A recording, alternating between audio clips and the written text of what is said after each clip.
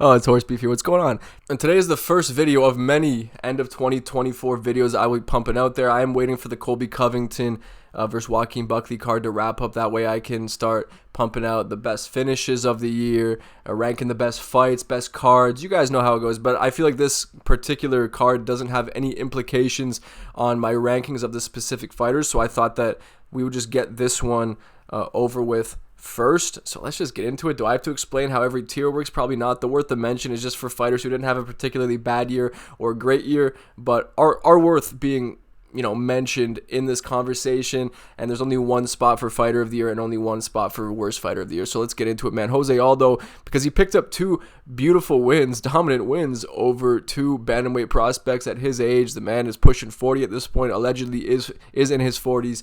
So, yeah, just because he went undefeated in 2024, I just want to give Jose Aldo some respect, give him a little mention here. Dan Ige, I think, is worth the mention as well. Took that fight against Diego Lopez on a few hours' notice, put it on him, won the third round, and I'm just saying, if that was a 5-round fight, I think he finishes Diego Lopez, which is crazy. I believe beat Lerone Murphy and got a beautiful knockout. I believe it was over Andre Fili, a brutal-ass knockout, one of the best knockouts of the year, honestly. So I think a beautiful year for Dan Ige. So even though he has two losses, I would say both of those losses didn't necessarily lower his stock one bit. And that Diego Lopez loss is about as impressive as a loss can be considering the short notice taking of the fight. So Dan Ige deserves a mention there as well. Peter Yan, I'm going to stick in the honorable mentions for Fighter of the Year. The man had a beautiful comeback year. Great performance against Song Yadong, although looked like a bit of a shadow of himself. And as predicted, fully rested, Peter Yan just went out there and put a fucking masterclass on an elite competitor that is Davis Figueiredo. So for me, this was a beautiful year. 2024 was a beautiful year for Peter Yan and marked the comeback of the best fighter in the world. Johnny Walker, I have to stick in dishonorable mentions. He isn't quite the worst fighter of the year, but two knockout losses to Ankalaev, which fair enough, right? Many fighters, and in fact, most fighters at 205 would get finished by Ankalaev. But then Volkan Ozdemir slept him as well. I think it was in the first round, as predicted. I did predict that happening, but I just thought how easy he was able to get it done. Yeah, I think Johnny Walker is washed. I definitely think he's a little bit washed, and it wasn't the best year for him. So even though he did lose to top contenders, at the same time getting finished twice, it's not a surprise, but it's not a great year for Johnny Walker, I must say. So, yeah, we have to rank him under dishonorable mentions. Now, I also have to give a mention to Dricus du Plessis. Won the title earlier this year against Sean Strickland in Toronto, and then ended up defending it against Israel Adesanya. So I would say, yeah, two title fight victories are enough to at least put you in honorable mentions, and great victories on their own as well. Like they're actually elite victories. So he's in the conversation for Fighter of the Year if you actually consider it, right? Considering people are saying Ilia Topuria could potentially be above Alex Pereira. Well, how about the two wins that Dricus du Plessis put out there? That's all I'm saying. He did a great job in 2024. Now we move on to Ian Gary. I think he's worth a bit of a mention. I know he did lose to Shavkat, but he put a decent performance up against Jeff Neal. I mean, it was honestly pretty underwhelming. And then another underwhelming performance against MVP. So I'm struggling not to even put him in dishonorable mentions because I feel like it was a super unimpressive year for Ian Gary when you really get down to it. But I just feel like I'll put him in worth a mention because he picked up a couple of wins and he took the fight against Shavkat on short notice. It was a risky fight. Risked his O, lost the O. You know what I mean? So like, I gained a bit of respect for him, but at the same time, his performances this year were all unimpressive. They were all unimpressive. I don't even think he did enough to beat MVP. I'm just saying. Robulis, this Spain, I may struggle to not put him in worst fighter of the year. He did get cut, but I have to say he's at least a dishonorable mention. Maybe I'll reconsider it going forward. But Robulis to Spain, there is no argument that he isn't one of the worst fighters of the year. He was completely exposed. Fucking Waldo Costa, whatever, Cortez, whatever his name is, right? Lay him preyed on this dude, made him look awful. It happened again when Austin Lane did the same to him. Like, come on. No. Robles Despain is trash. He got exposed. Yeah, he's terrible. Chris Weidman, dishonorable mentions as well, man. I want to stick you in worst fighter of the year just because of the eye pokes, right? But as far as I'm concerned, Chris Weidman does not have a win in 2024 because he should have a DQ loss. So for that reason, Chris Weidman, you face my wrath and you're put in dishonorable mentions. Shara Bullet Magomedov for sure has to go into honorable mentions for fighter of the year. I know he didn't beat elite competition, but put up some pretty fun performances. That crazy knockout against Petrosian was next level. One of the greatest knockouts of the year, and was active, right? Active, went the whole year undefeated. I know some people are calling him a hype train and all this and saying that he will lose, and yeah, he probably will lose at some point, right? I don't think he'll go his whole career undefeated, but he put up fun performances and a couple of knockouts to show for it as well. So Shara Bullet, I believe, is deserving of a mention there. Same thing goes for Renato Moicano. Great win. Finished Jalen Turner, finished Benoit Saint-Denis, and beat Drew Dober. Impressive performances. Weathered a storm in the Jalen fight and the Drew Dober fight, and then showed his elite grappling, especially like to do what he did against Benoit Saint-Denis. Busted him up real bad, dude. Real bad. Great performance from Renato Moicano, and a fantastic year, man. This man wants his money. He wants money, and he will get it. He will get his money. Diego Lopez, I think another one worth a mention. Had a great year, of course. Capped off by that beautiful performance against Brian Ortega, dude. He looked like a world beater against Brian Ortega. He's looking better and better every time he shows up in the octagon. It was just a great year for him. I don't think I have to explain too much of what that means. Chito Vera, dishonorable mentions. He had an awful year. I know he did lose to some pretty high-level competition, right? Did lose to Sean O'Malley. Got beat up real bad. Honestly, one of the most one-sided beatdowns in a title fight I could think of for a long time. And Sean O'Malley's not even that great. And then you have the Davis Figueiredo loss as well, where he was dropped, I think, for the first time in his career officially. So yeah, I would say Chito Vera, 2 losses this year. Not the best year for the guy. So dishonorable mentions, 100%. Joaquin Buckley, who's fighting this weekend. I think whether he was to beat Colby Covington or not, myself, personally, I have him to beat Colby Covington. So if he finishes this year off with a knockout win over Wonderboy and then presumably a knockout win over Colby Covington as well, man, Joaquin Buckley would only be solidified here. But he's been so active. He's been so active. And he's really put himself in a position to make a 2025 title run. And I support that. I support that all day long, man. Paul Craig, dishonorable mentions, KO'd a few times, lost to Bo Nickel in a boring-ass decision. That's pretty much it, dude. Joshua Van, I'm struggling between putting him in worth a mention or honorable mentions because I feel like he had such a sick year. He did lose. I think Charles Johnson knocked him out, which is a weird knockout loss to have on the record, but put up one of the best performances of the year. I believe fought 4 times, a knockout to go along with it too, man. Joshua Van's a fun fighter, so I'm going to stick him in worth a mention. I will stick him there. I'll stick him at the top of worth a mention along with Dan Ige, to be honest, because he had a fantastic year in 2024, and like I said, gave us one of the best fights of the year, which has to bump him up a little bit for me. Merab Dvalishvili beats Henry Cejudo and wins the title off of Sean O'Malley. That's a very successful year as far as I'm concerned. So yeah, Merab, I don't think I have to speak too much on it. He had a great year. Benoit Saint-Denis, we spoke of him when we were talking about Renato Moicano. He had a bad year. He did. He had a very bad year. The man got knocked out by Dustin Poirier, one of my favorite knockouts in a very long time, and then got completely dog-walked by Renato Moicano. One of the biggest fraud checks of the year. I'm not one to throw around the term fraud check, because I'm not too sure that any ranked MMA fighter is a fraud necessarily, but I think the level of hype that was around his name was completely snuffed out this year, and it was a bad year. It was a really bad year for him. He honestly deserves to be up there with even someone like Robelis Despain when you really think about it. Dustin Poirier, my boy, as I said, the knockout over Benoit Saint-Denis was beautiful, and then gave us another all-time classic against Islam Makhachev. Put up a great fight. Yes, he got finished in that fight, but it's one of those losses where even though he was finished, his stock didn't drop, and I feel like people are still excited to watch Dustin Poirier as a result. And I feel like at this stage in his career, to do that well against Islam Makhachev and to completely derail the hype train of Benoit Saint-Denis in 2024, he's worth at least a mention here. Grant Dawson, man, very successful year for him. Did not lose a single time, and he's got a wife who allegedly has a dump truck, so good for him. He's been winning all around, so I would say honorable mention there for Grant Dawson. Jamal Hill, I know he only fought once, but I would say just based off of his antics, right, preceding that loss to Alex Pereira has just further dropped his stock like crazy. He has the worst tattoos in the game. Listen, I don't care if he only lost one time. Jamal Hill needs to be mentioned here just because of how he's taken the loss to Alex Pereira. It seemingly ruined his entire 2024, and he spent the remainder of the year after the knockout making a complete fool of himself. So I have to say, dude, I have to say.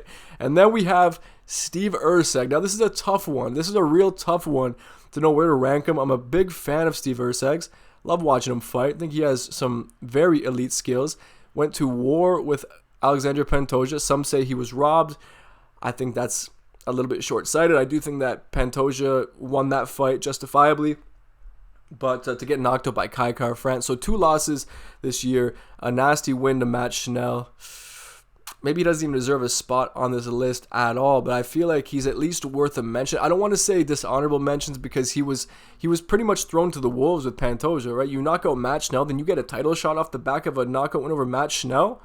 Who hasn't knocked out Matt Schnell, right? So I'd say that Steve Erceg, because he was thrown to Pantoja so early and did so well against him, and like really look how Kai Asakura did against Pantoja. Even look at how Royval did against Pantoja. Yeah, Royval had a good round 5, I believe it was, where he was piecing up, where he was really badly piecing up Pantoja, to be honest. But Steve Erceg was competitive in every round of that fight. He was. So I'm going to say that he's worth a mention here at the very least. Davison Figueiredo is a tough one. He picked up some good wins this year, right? Cody Garbrandt, Chito Vera, then lost to Peter Yan. I would say, you know what? Even with a loss to Peter Yan, the best fighter in the world, I mean, of course, you'll lose to Peter Yan. It makes all the sense in the world. So I'd say he's worth a mention at the very least. It was a great year for him, despite the loss. I would say so, but not good enough to put him up here. I feel like to be considered up here, you need to have gone undefeated for the year. I would say, if Erceg had knocked out Kai Kara-France, went to war with Pantoja and arguably got robbed and got that knockout against Matt Schnell, then even with that loss, he still could have been considered an honorable mentions. But with Davison Figueiredo, I don't think that he's quite worth putting there, but worth a mention at the very least. He still did have a good year despite the loss to Peter Yan, right? And then we have, I just wanted to mention him, Dominic Reyes. Beautiful comeback year for him. 2 finishes under his belt. He's coming for that belt, man. I named him as a nightmare matchup for Alex Pereira. Believe it or not, I'm still sticking with that. I think Dominic Reyes, with maybe one more win within the top 10, I think he'll secure himself the title shot, man. 205 is very stale. Aside from Ankalaev, there's no one interesting that anyone really cares to see Alex Pereira fight. So just make it Dominic Reyes. He deserves it. In my opinion, he really does deserve it. Then we have Brandon Royval, and I think he's worth he's an honorable mention at the very least. And I would say he's high up here too because he got the win back against Brandon Moreno and derailed the hype train that was Tatsuro Taira. I think a lot of people were picking against Royval, and he proved everyone wrong. Did so well, and he's shown major improvements to his overall game. Royval is a beast, and I think that Royval would be an absolute shoo-in to challenge Alexander Pantoja for the title, but Pantoja already has 2 wins over him, so it probably isn't to be. But let's move on, man. Fluffy Hernandez. He sold me. After that Michel Pereira fight. Fun fighter, man. Fun grappler. Constantly pushes the pace. Constantly trying to advance position. Just an onslaught of a fighter. He looks like a nightmare to fight. He really does. I'm sold on him. I am firmly on the Anthony Hernandez train. The guy's a beast. Absolutely. Picked up some very impressive wins this year. So without a doubt, he deserves to be in honorable mentions. Absolutely. And then we have Michel Pereira, the first round finish merchant. If he doesn't get the first round finish, we see exactly what happens, and we saw that against Anthony Hernandez. 2 impressive subs, man. Ior Potieria, I mean, arguably that shouldn't have been a win in the first place because he did do a backflip and land with his fucking shin or knee on Potieria's head while he was grounded, which was interesting. And then got the sub not too long after. Oleg Zaitchik, I believe, as well, and got completely dog walked by Anthony Hernandez. So because of the dog walking that he suffered, and him just being completely exposed, like, we understand exactly why he rushes the finish so fast. Is because it's all he really has in the tank.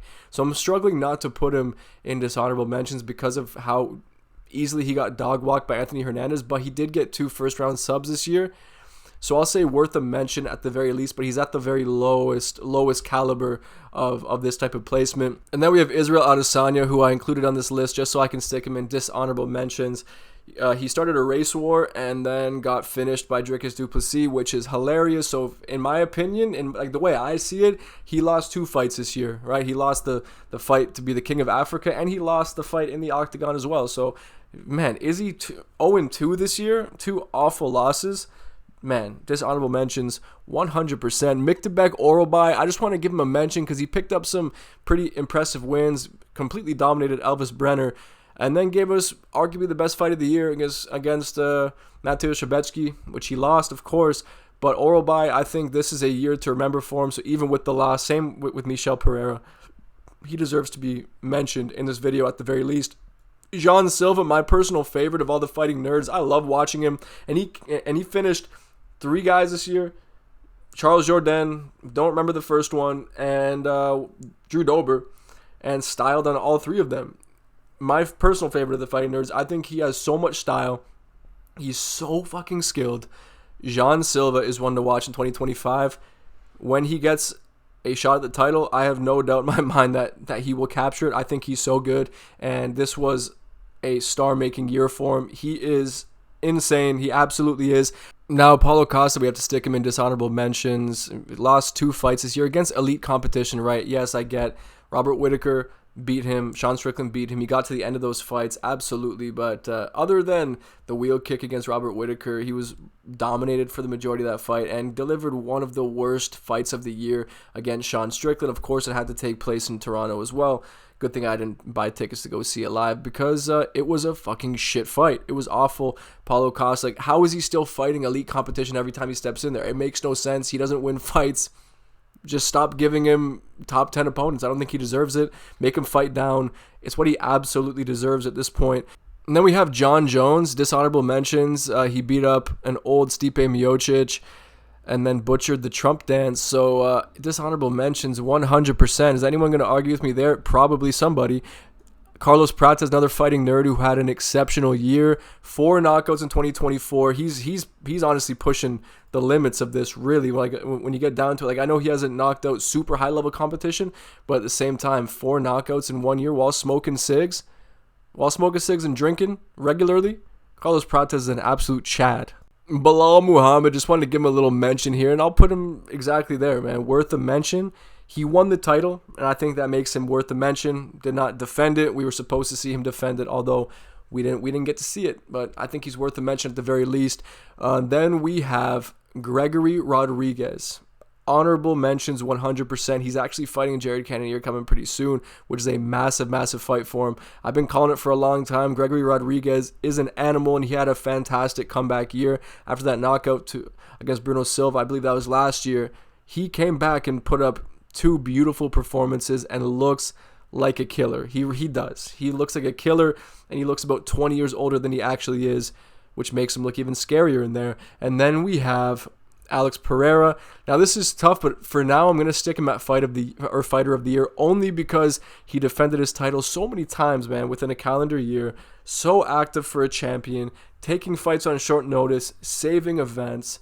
This isn't my way of trying to glaze Alex Pereira. No. It's just a fact, right? And I understand that Ilia Topuria, who we will talk about soon, knocked out Volkanovski and Max Holloway, right? 2 of the greatest featherweights of all time.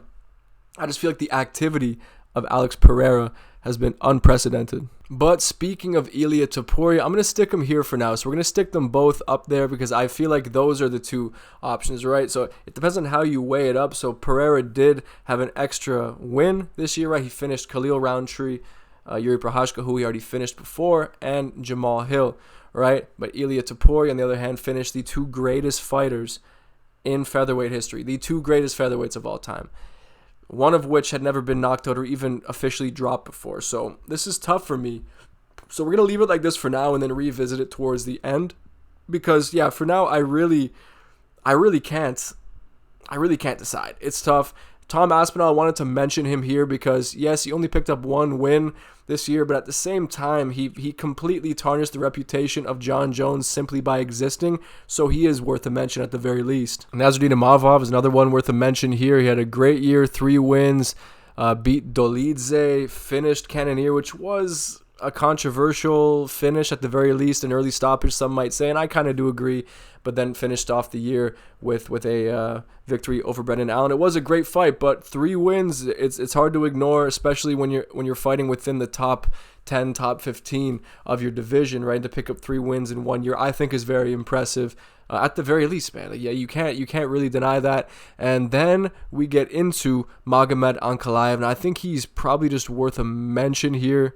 2 good wins, right? Knocked out Johnny Walker, I suppose, is kind of cool, but like I feel like Augusta Win could knock out Johnny Walker. I feel like Amanda Lemos could knock out Johnny Walker, in all honesty. I sometimes do think that that's possible. But Ankalaev to finish the year off with a nice dominant victory over Rakic. Okay, you're worth a mention at the very least. At the very least, you are worth a mention. Ludovic Klein as well. And the reason why I'm not going to put him in honorable mentions for Fighter of the Year, because even though he went undefeated, picked up 3 wins, his 3 wins were against lower level competition, right? You go and you put up a great performance against Thiago Moises, and then you put up a pretty lackluster one against Roosevelt Roberts, which is a step down in competition. I don't know. I'm confused about where to rank Ludovic Klein, but I'm thinking that worth a mention is the best I could do today. It's the best I can do for him.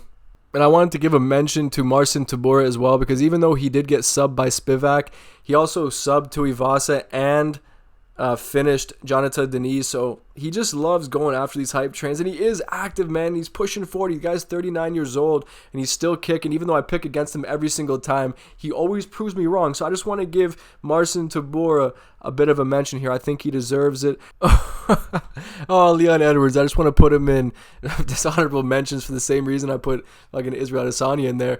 Pathetic performance. Just absolutely no fight in the guy. And I just don't really like Leon Edwards or his style or really anything about the dude. I think he's boring as all hell. So I'm just gonna stick him in dishonorable mentions because he gave up the title with a whimper, and it was a pathetic performance. It honestly was. Am I gonna have any arguments there? And then I feel like I have my worst fighter of the year nailed down. Now correct me if I'm wrong here. He was dominated. It was a pretty one-sided fight against Chris Curtis. Then you go on to get knocked up by Joe Pyfer, which is fair enough. His chin was snatched in that fight. Then you get KO'd in the first round once again by Dustin Stoltzfus. 0 for 3 in 2024. I know there are other fighters who had bad years, but I just feel like Marc-Andre Barriault, being a Canadian as well, I feel like it's fun to stick him in the worst fighter of the year. And I do, like, unironically, I just feel like he deserves it. Right? Dustin Stoltzfus knocked you out in the first round. Joe Pyfer was fraud checked, and he knocked you out in the first round. And yeah, Chris Curtis isn't even that good, and he pieced you up. So, you know what? Marc-Andre Barriault, for me, is the absolute worst fighter of the year. It could be Robles de Spain, though. Robles de Spain is a close second, in my opinion, followed up by someone like maybe Benoit Saint-Denis. But for me, it has to be Marc-Andre Barriault. Now, off the back of that, I would also like to really figure out who the fighter of the year is. It's a super tough one, man. Both of these dudes are the most exciting guys in the UFC right now. They both deserve it. But for me, based off of what Ilia Topuria did, it's got to be him. It's got to be him. Knocking out Volkanovski and Holloway in a year, for me, outweighs knocking out Khalil Roundtree, Jamal Hill, and Yuri Prochazka, who you already knocked out before. Although the performances from Alex Pereira were absolutely exceptional, but I don't want to break my own rules and put 2 fighter of the years up there. For me, they both deserve it almost equally as much, but the knockout victories over the names that Ilia Topuria was able to pick up in 2024, it's undeniable. It's probably the craziest 2-fight run of knockouts that anyone's ever put together, right? To knock out the 2 greatest in your division's history in a row. While they're not really washed either, I get that Volkanovski was coming off the knockout loss to Islam Makhachev, but if you just watch that shot land, watch that right hand land, I don't care if it was Volkanovski who had never been knocked out before, I don't care.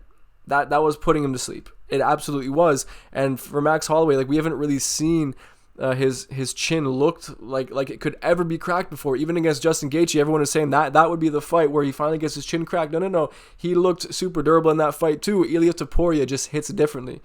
and finished him. One of the best knockouts of the year as well, just because of who it was over. For me, it's got to be Ilia Topuria, but that's just me. I weigh quality of wins over quantity of wins, and it was only one less, right? If Alex Pereira had fought one more time and defended the belt one more time this year, then that would have been enough for me.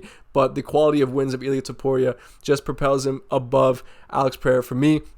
But that is my rankings. Those are my rankings. If you agree, you disagree, let me know in the comment section below. I feel like it's pretty fair and representative of who had great years, who had years worth mentioning, who had terrible years. I feel like this is a proper list, but if I forgot anybody, if I left anyone out, because the roster is so big, I'm always bound to leave somebody out here and there. But these were the fighters I thought were worth a mention in any capacity. But anyway, guys, I appreciate you watching, and I'll see you on the next one.